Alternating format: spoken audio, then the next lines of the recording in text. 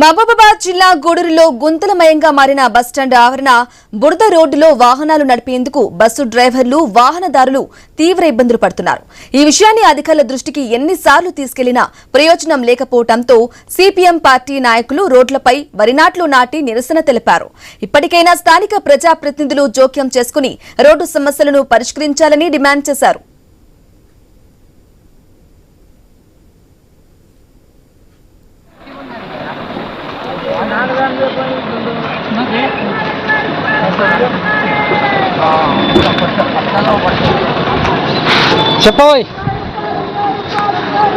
భద్రాచలం, మంచిర్యాల, కరీంనగర్, హైదరాబాద్, వరంగల్ ప్రాంతాలకు వెళ్లే ప్రయాణికులు, ముసలోళ్ళు, మహిళలు, పిల్లలు వసక్కలేని పరిస్థితి, దారిపడే ప్రమాదం ఉన్నందున ఎంసీపీ పార్టీ ఆధ్వర్యంలో